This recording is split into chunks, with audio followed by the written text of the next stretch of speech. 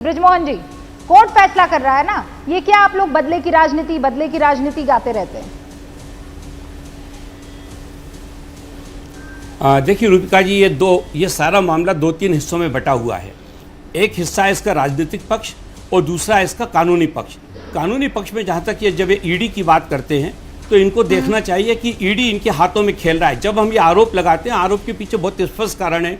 एक, इनके ईडी के ज्वाइंट डायरेक्टर थे राजेश्वर सिंह जी, वो 11 बजे इस्तीफा देते हैं। वो 11:05 पे भारतीय जनता पार्टी उनको उत्तर प्रदेश में विधानसभा का टिकट दे देती है, लखनऊ जिले के सरोजनी नगर से। तो हमारा आरोप पहले दिन से यह है कि भारतीय जनता पार्टी ईडी जो है इस समय निष्पक्ष ना होकर भारतीय जनता पार्टी के कार्यकर्ताओं का एक दल बन गया है, इसलिए ये सारे गैर कानूनी काम कर रहे हैं। यदि इसमें ईडी के अधिकारी होते तो वो जानते हैं कि कानून क्या होता है, वो कभी कानून को ना तोड़ते। लेकिन चूंकि वो कार्यकर्ता बन के काम कर रहे हैं तो उनके लिए कानून का कोई मतलब ही नहीं है, जो उनके मन में आता है वैसा वो कर रहे हैं। एक, दूसरा, भारतीय जनता पार्टी ने एक बड़ा अच्छा तरीका निकाला है। लोकतंत्र में रहने का एक तरीका यह कि हम वोट लेकर चुनाव जीतें, दूसरा यह कि हम अपने विरोधियों को साइड ट्रैक करते चले, हम उनको ऐसे मुश्किलों में फंसाते चले जो उनके ऊपर लागू नहीं होते, लेकिन फिर भी हम अधिकारों का उपयोग करके उनको उलझा दें। ये तरीका भी इसका बहुत बड़ा उदाहरण अभी बहन मायावती का है। अगर मायावती जी के ऊपर ये आरोप ना लगे होते। कानूनी पहलू और दूसरा राजनीतिक पहलू, हाँ मुझे समझ में आया, लेकिन मुझे ये तो बताइए कि दुखती नब्ज होगी तब तो दबाई जाएगी ना। कोई घोटाला होगा, कोई गड़बड़ी होगी, कोई अनियमितता होगी तब तो ईडी आएगी ना। हर किसी के घर तो नहीं पहुंच रही है। ये बड़ा कोइंसिडेंस है कि ये राहुल और सोनिया गांधी के घर पहुंच जाती है, नवाब मलिक के घर पे पहुंच जाती है। अब एक सेकंड रुकिए ना जी, यही तो मैं आपसे कहना चाह रहा हूँ। नवाब मलिक साहब ने, सवाल ये खड़ा होता है, नवाब मलिक साहब ने, आपने नवाब मलिक का नाम लिया है तो मुझे क्या सफेद कपड़ेधारी नेता सिर्फ नॉन बीजेपी पार्टी में हैं जो गड़बड़ियां कर रहे हैं? बीजेपी में एक को ऐसा नहीं है। बृजमोहन जी, बस एक मिनट मेरी बात सुन लीजिए। आपने चूंकि नवाब मलिक का नाम लिया, एक मिनट सुनिए ना। आपने नवाब मलिक साहब का नाम लिया। 28 साल पहले एक डील होती है, आज उसके ऊपर सरकार कार्रवाई करती है, इसको क्या वैलिड माना जाएगा? दूसरी बात मैं आपसे कहता हूं कि गुजरात का पूरा मंत्रिमंडल भंग करना पड़ा आदरणीय प्रधानमंत्री जी को। क्या वो ईमानदार लोग थे इसलिए उनको हटाया? वो सारे बेईमान लोग थे, उनके घर पे ईडी क्यों नहीं गया? क्या ईडी उनको नहीं देखता? इसके अलावा ऐसे कई सारे मामले हिंदुस्तान के अंदर ड्रग आ रही है। आप सोचिए कि करीब 2.5 लाख करोड़ की ड्रग इस मुल्क में पहुंच चुकी है। ईडी को वही तो सवाल मैंने किया था, लेकिन नवाब मलिक के नाम से आप बड़ा आगे हो गए। हमारा जो आरोप है, वही सवाल मैंने पूछा था। आप प्रदीप जी को जवाब देने का मौका दीजिए। प्रदीप जी, क्या बीजेपी में या बीजेपी से जुड़ी पार्टियों में ऐसा कोई नहीं है जो दागदार है? ईडी की दूरबीन में सिर्फ और सिर्फ नॉन बीजेपी पार्टियां। आपके सवाल के जवाब से पहले एक बात कहना चाहता हूं कि इस देश में देश के पूर्व प्रधानमंत्री पीवी नरसिम्हा राव से जांच एजेंसियां सवाल जवाब कर चुकी हैं, पूछताछ कर। इस देश में सिटिंग चीफ मिनिस्टर गुजरात के नरेंद्र मोदी से एसआईटी 16 घंटे पूछताछ कर। तो ये जो सेंस ऑफ एंटाइटलमेंट कि हमसे कैसे पूछताछ, समस्या यहां पर। अब आपका सवाल कि क्या केवल जो बीजेपी विरोधी जो पार्टियां हैं वही भ्रष्टाचार है, बीजेपी में जो लोग हैं वो बिल्कुल पाक साफ ईमानदार हैं? तो सवाल ये है कि ईडी, इनकम टैक्स, सीबीआई, ये सब एजेंसियां क्या बीजेपी के 2014 में सत्ता में आने से पहले नहीं थी? अगर बीजेपी में बेईमान लोग हैं, भ्रष्ट लोग हैं, तो उनके खिलाफ क्यों नहीं एक्शन हुआ? 10 साल लगातार कांग्रेस की सरकार रही और पार्टियों की भी सरकार रही है, किसने रोका था?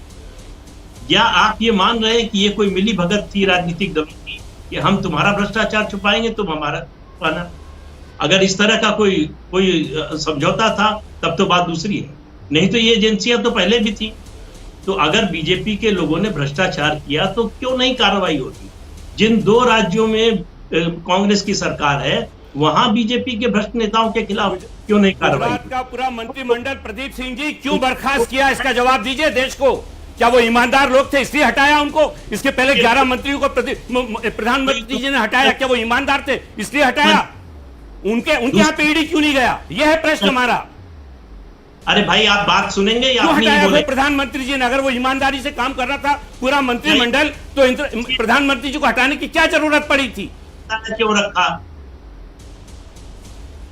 दूसरी बात जो अभय दुबे जी ने कही कि एक पैसे का लेन देन नहीं हुआ। अभय दुबे जी से मैं कह रहा हूं, आईटीओ पर जो नेशनल हेराल्ड की बिल्डिंग है वो मेरे नाम कर दीजिए, मैं उसको कभी नहीं बेचूंगा, ये आपको शपथ पत्र देने को तैयार हूं।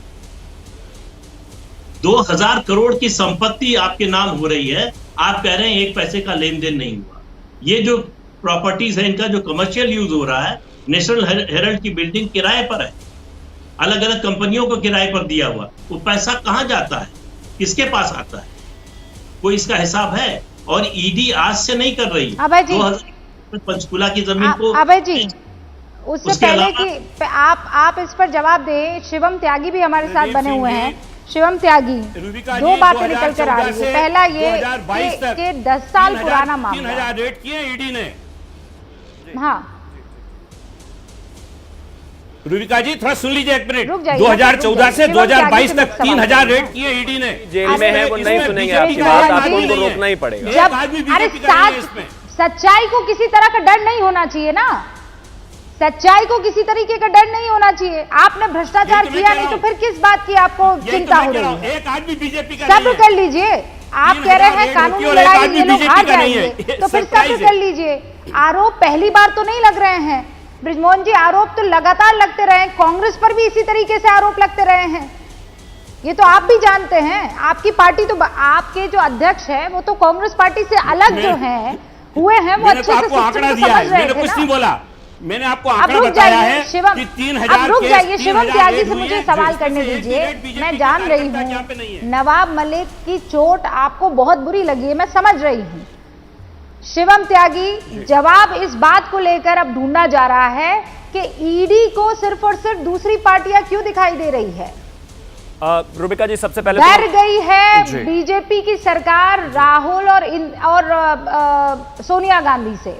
मुझे लगता है कि अगर बीजेपी राहुल गांधी और सोनिया गांधी जी से डर रही है तो फिर इससे कमजोर कोई पार्टी हो नहीं सकती। जो आपने प्रदीप जी ने जो बात शुरू की थी, बिल्कुल मैं वहीं से शुरू करना चाहूंगा। Gujarat riots panel grill Narendra Modi for 16 hours, ये एक न्यूज चैनल की रिपोर्टिंग है। इस देश के प्रधानमंत्री, गृह मंत्री से लेकर तमाम लोगों को इतने लंबे लंबे समय तक इन्वेस्टिगेट किया है, तो राहुल गांधी कोई क्वीन विक्टोरिया नहीं है कि उनको जो है समन नहीं जाया जा सकता है, रिकॉर्ड नहीं जाया जा सकता या उनसे पूछताछ नहीं की जा सकती। एक बात। दूसरा, अब मैं प्लीज चुप रहिए। अबे जी ऐसा ही आप ये इतना इचे क्यों हो रहे हैं? रुकिए जरा। अब 2018 का मैं आपको पढ़ देता हूं, सुनिए जरा प्लीज। 2018 में सुब्रमण्यम स्वामी जब लेकर गए थे इस मसले को, जब 2018 में सुनवाई हो रही थी, the vast property of AJL was allotted to Young India without having to pay anything. 2018 में यही कांग्रेस जो है हाई कोर्ट में गई थी कि हमें कुछ रिलीफ दे दीजिए। हाई कोर्ट ने कहा कोई रिलीफ नहीं मिलेगा आपको, उसके बाद ये बिल लेकर आए थे। अब मैं आगे आता हूं, आप मुझे एक चीज बताइए, यहां पर जो है बृजमोहन सिंह जी बड़े चिल्ला रहे हैं, ईडी ने ये कर दिया, ईडी ने वो कर दिया। अभी पिछले दिनों मैंने देखा संजय राउत जी ने ट्विटर पर लिखा है सत्यमेव जयते, और शाम को पता चला कि 11.39 करोड़ की उनकी प्रॉपर्टी ईडी ने अटैच कर दी। मेरा घर कोई अटैच कर लेगा क्या ऐसे ही, अगर वो फर्जी नहीं है तो? अगर वो किसी और का नहीं है, अगर वो मनी लॉन्ड्री का पैसा नहीं है, अगर वो हवाला का पैसा नहीं है, आप कुछ भी कहते रहिए, मैं कुछ भी कहता रहूं, ब्रजभूषण कुछ भी कहते रहे, उनकी प्रॉपर्टी नहीं है, कोई फर्क नहीं पड़ता। 11.39 करोड़ की प्रॉपर्टी अटैच कर दी ईडी ने। अब वो गलत तो नहीं कर सकता ना, ईडी को जस्टिफाई करना पड़ेगा जाके कोर्ट में। अब और आगे हिस्सों पर आते हैं, मैं बड़े अरे ईडी तो बीजेपी का। रूबिका जी आप ये मैं इनसे रिक्वेस्ट करता हूं, मैं बीच में चिल्लाना नहीं चाहता, फैक्ट्स की बात है तो लगातार ऐसे चलेगा नहीं। अब मैं दूसरी बात पर आता हूं। ये कहते हैं ना कि हमने देश के लिए लड़ाई लड़ी, ये किया वो किया। मैं कहता हूं ये खानदान पर्टिकुलरली, इस देश में इस खानदान ने जितनी लूट मचाई है पैसे को लेकर, हर पीढ़ी ने इतनी किसी ने नहीं मचाई। और अब मैं गांधी जी से ही शुरू करूंगा। रुकिए जरा, अबे तुम्हें रुकिए जरा, मैं बिल्कुल शालीनता प्लीज बहुत अच्छे से सोच रहा हूं, डॉक्यूमेंट के साथ प्रूफ करूंगा। आपकी तरह नहीं बैठा हूं बिना डॉक्यूमेंट के। सुनिए जरा रूबिका जी, आप इनको रोकेंगे, मैं रिक्वेस्ट कर रहा हूं। अगर साबित नहीं कर पाया मेरे को गालियां देना, लेकिन रुकिए जरा। अभय जी रुक जाइए, अभय जी रुक जाइए प्लीज, मैं कहता हूं रुक जाइए। अगर गलत लग रहा है बाद में अभय जी आरोप लग रहे हैं, आप उन आरोपों को तथ्यों से काट दीजिएगा। आप उन आरोपों को तथ्यों से काट दीजिएगा। Exactly. वो गाली नहीं दे रहे हैं, रुक वो जाइए, आरोप लगा रहे रुकिए हैं। ना जरा, रुकिए। अब उन आरोपों का जवाब आप दे दीजिएगा, मैं आपको मौका दूंगी, एक बार बात खत्म करने दीजिए उनको। Thank you. अभय जी रुक जाइए ना प्लीज, मैं चिल्लाना नहीं चाहता, रुक जाइए। मोहनदास करमचंद गांधी जी के पीए थे कल्याणम। 2019 में एक वेबसाइट के अनावरण में कल्याणम जी ने कहा कि 1947 में जब यह देश आजाद हुआ, और इसका डॉक्यूमेंट भी है मेरे पास, आजाद होने के 10 दिन के अंदर ही इस देश के राष्ट्रपिता को 50 से ज्यादा चिट्ठियां आई। ये फिर चिल्लाना शुरू कर दिया। रुकिए अभय जी, रुकिए, ये आपके भी काम आएगा। वो रॉन्ग विद यू, रुकिए जरा। रूबिका जी आप क्यों अभय जी क्या हो गया, आप सुनना क्यों नहीं चाह रहे हैं? मैं आपको फैक्ट्स दूंगा, डॉक्यूमेंट में कुरियर करूंगा और देश को भी दिखाऊंगा। रुकिए जरा अभय जी, क्या हो गया? फैक्ट्स ही लेकर आया हूं। कौन सी बात आपको चुभ रही है? मुझे बताइए ना, कौन सी बात चुभ रही है? देखिए, थैंक यू। कोई चुप, रुक जाइए ना अभय जी, आप सुन लीजिए, आप बोल दीजिए। मैं आपकी सारी बातें मान लूंगा, मैं बड़ी शालीनता से सुनूंगा, लेकिन ये सुनने को तैयार नहीं। आप रूबिका जी प्लीज इनको कहिए ना, जरा मौका दे दे मेरे को, मुझे अनइंटरप्टेड कुछ सेकंड और मिल जाए, मैं अपनी बात करके चुप हो जाऊंगा। ये खूब अभय जी मैं सुनना चाहती हूँ, शिवम त्यागी कौन सी बात बता रहे, मैं सुनना चाहती हूँ। देश एक सेकंड सुनना चाहता है, सुन लीजिए। और शिवम त्यागी अगर गलत है और वो झूठे हैं तो मैं उतना ही मौका आपको दूंगी, आप उनको प्रूव कर दीजिएगा। नहीं, मैं माफी मांग के जाऊंगा। मैं फिर से कहता हूं, एम के गांधी जी के पर्सनल असिस्टेंट हुआ करते थे कल्याणम। उन्होंने लिखा है 2018 में जब एक प्रोग्राम हो रहा था, उन्होंने कहा कि इस देश को आजाद होने के बाद सिर्फ 10 दिन के अंदर अंदर इस देश के राष्ट्रपिता को 50 से ज्यादा चिट्ठियां मिली, जिनमें ज्यादातर में यह जिक्र था कि नेहरू की सरकार में लगातार करप्शन हो रहा है। उसके बाद जब नेहरू जी से यह पूछा गया तो उन्होंने कहा, नेहरू जी का जवाब था कि ये करप्शन जो है, छोटे मोटे करप्शन पर आप ध्यान मत दीजिए। वहीं पर खड़े हुए एक जर्नलिस्ट ने कहा कि ये छोटा करप्शन एक छोटी प्रेगनेंसी की तरह है, समय के साथ बढ़ता ही जाएगा, बढ़ता ही जाएगा, बढ़ता ही जाएगा। फिर उसके बाद बोफोर्स ये देश जानता है। इंदिरा जी के जमाने का एक रेफरेंस और दे दे रहा हूं रूबिका जी आपको, ये किताब है marigold diaries bye Kumkum Chadda, page number 40। Mrs. Gandhi cabinet, who is now dead and gone, corrupt to the core, he'd made millions sanctioning out of turn LPG gas connections, agencies, even petrol pumps। एक गुलाबी पर्ची मिला करती थी इंदिरा जी के cabinet minister के घर पर कि उसमें 5,000 रुपए अकाउंट में डालिए, बैंक से गुलाबी पर्ची लीजिए और जो है उसके बाद आपको पेट्रोल पंप या गैस एजेंसी मिलेगी। उसके बाद उनके बेटे राजीव गांधी जी पर बोफोर्स, और आज ये चौथी पीढ़ी राहुल गांधी और सोनिया गांधी। सर, आधार है इस परिवार का इस देश को पूरे तरीके से लूटने का। मैं नहीं कह रहा हूं आजादी में उनकी हिस्सेदारी थी नहीं थी, वो देश जाने और आप भी जाने, लेकिन अब अभय दुबे जी जवाब देंगे। अभय जी, जो बात शिवम त्यागी कह रहे हैं उसमें कितना सच कितना झूठ बता दीजिए। रूबिका जी, गांधी परिवार परंपरा है देश पर त्याग और बलिदान, अपने प्राणों को आहूत कर। सर कागज ये इनकी 7 पुश्तों में भी कोई नहीं मिलेगा जिसने बलिदान दिया हो देश दिखाइए, तो कागज दिखाइए की बात, कागज दिखाइए। अब सुनिए, मैं डॉक्यूमेंट दे रहा हूं, शिवम त्यागी ने नहीं बोला है। अरे अब घृणित काम मत कर। अच्छा, आप जो कर रहे थे वो क्या था? ये मैंने तो डॉक्यूमेंट दिखाया ना सर, मैं तो किताबों से कोट कर रहा हूं, आप मुझे कोट कीजिए किताबों से। क्या ये नहीं हुआ जो मैंने बोला है? रूबिका जी सर, क्या ये नहीं हुआ जो मैंने बोला? 5,35,000 करोड़ रुपए लेकर भागे। 2015-14 से शिकायत थी पीएमओ में, मेहुल भाई, नीरव भाई, विजय माल्या को सीबीआई का नोटिस, प्रिवेंटिव डिटेंशन का नोटिस जानती हैं आप, उसको रिवोक कर लिया इन्होंने, लुकआउट नोटिस को। क्या तर्क दिया कि हमने गलती से लुकआउट नोटिस जारी कर दिया था। उसको रिवोक करने के बाद वो आदमी 36 सूटकेस लेके हिंदुस्तान से भागा।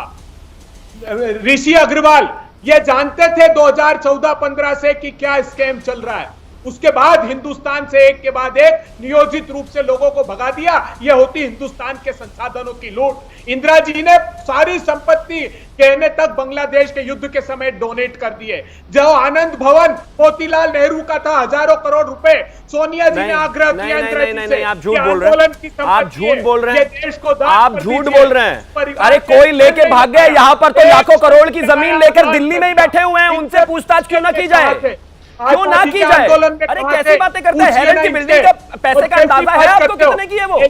उसको लेकर बैठ गए, कहते हैं मालिकाना हक हमारा, अपने नाम ट्रांसफर कराने, ट्रांसफर करने के बाद कहते हैं कि हमें कुछ नहीं मिला। वो जमीन वही बात है कि मेरे नाम कर दीजिए, किसी के भी नाम कर दीजिए, बिना कुछ लिए दिए, ऐसे नहीं चलेगा।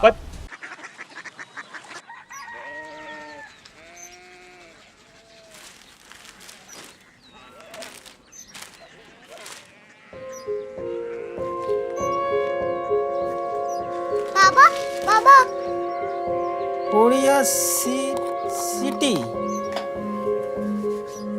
জানি না।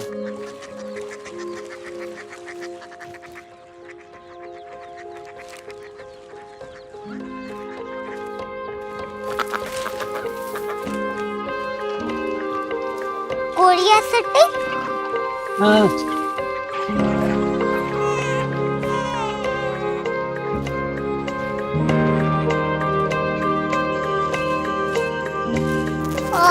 कोरिया सिटी कहाँ पे है?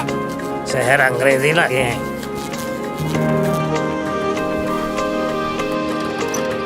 Korea city.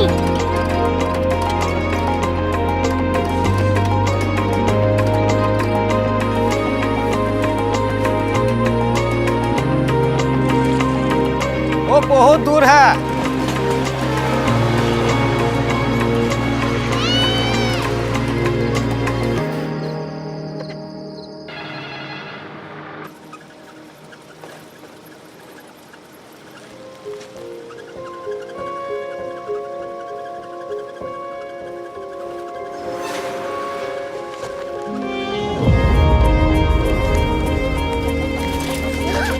Korea city.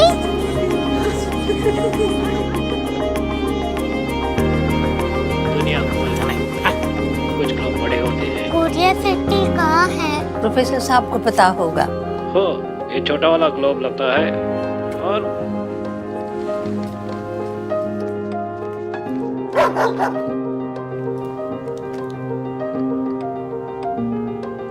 पता नहीं, मेरी बेटी से जाके मिल लो, शायद उसे मालूम हो।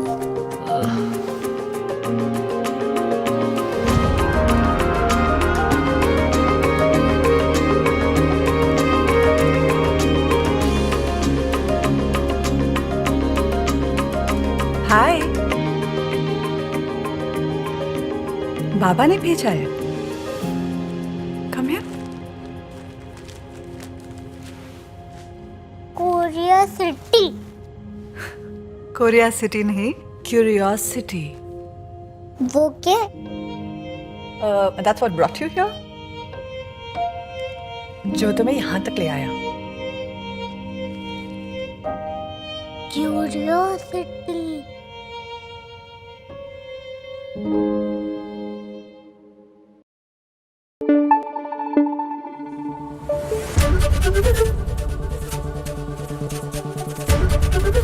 एबीपी न्यूज आपको रखे आगे।